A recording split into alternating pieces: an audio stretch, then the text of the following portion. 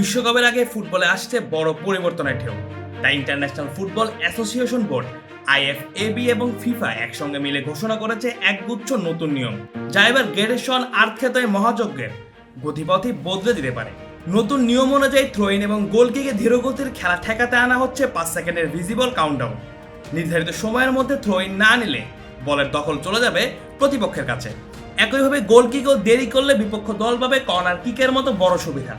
খেলার মধ্যে অযথা সময় নষ্ট রোধে আরও কঠোর অবস্থানে যাচ্ছে ফুটবলের কর্তৃপক্ষ।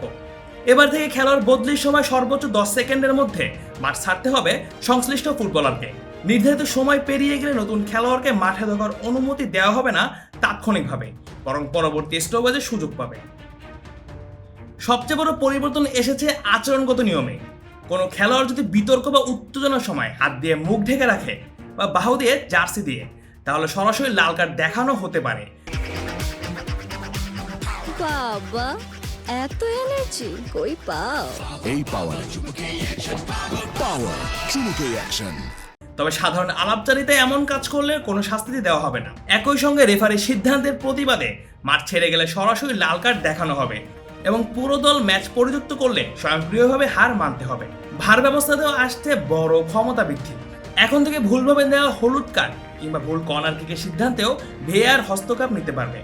এমনকি সেট পিসের আগে ফাউল হলে, যেমন কর্নারের সময় ডিফেন্ডারকে ব্লক করা, সেগুলো রিভিউ করা যাবে এবং প্রয়োজনে কর্নার পুনরায় নেওয়ার নির্দেশ আসতে পারে। তবে ভিএআর ব্যবহার করা হবে খুবই সীমিত নির্দিষ্ট ক্ষেত্রে, যাতে খেলার গতি অযথা নষ্ট না হয়। একইভাবে দ্বিতীয় হলুদ কার্ডের ভুল সিদ্ধান্ত শোধরানো গেল নতুন করে দ্বিতীয় হলুদ কার্ড না দেখানোর ক্ষেত্রে ভিএআর হস্তক্ষেপ করবে না। অন্যদিকে ফুটবলে বাড়তে থাকা টাইম আউট বা চোটের অজুহাতে সময় নষ্ট করার প্রবণতা ঠেকাতে এসেছে নতুন নিয়ম। এখন থেকে চিকিৎসা নেওয়া খেলোয়াড়কে মাঠে পুনরায় প্রবেশের পর অন্তত 1 মিনিট মাঠের বাইরে থাকতে হবে। কিছু বিশেষ ক্ষেত্রে সেগুলোতে ছাড় থাকবে। এছাড়া প্রতিটি ম্যাচে বাধ্যতামূলকভাবে থাকবে 3 মিনিটের হাইড্রেশন ব্রেক, যা রেফারি ম্যাচের পরিস্থিতি অনুযায়ী নির্ধারণ করবেন।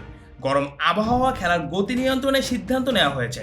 সবচেয়ে আলোচিত পরিবর্তনগুলোর মধ্যে একটি হলো ট্যাকটিক্যাল টাইম আউট ঠেকানোর উদ্যোগ।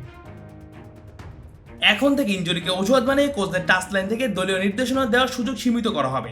বিশেষ করে গোলরক্ষক মাঠে পড়ে থাকলে অন্য খেলোয়াড়দের বেঞ্চে ডেকে সময় নষ্ট করা পুরোপুরি নিষিদ্ধ করা হচ্ছে। সব মিলিয়ে বলা যায়, এবারে বিশ্বকাপ শুধু মাঠের লড়াইয়ে সীমাবদ্ধ নয়, নিয়মের দিক থেকেও এক নতুন যুগের সূচনা হতে যাচ্ছে। Mujahidul Islam Zahid, on field.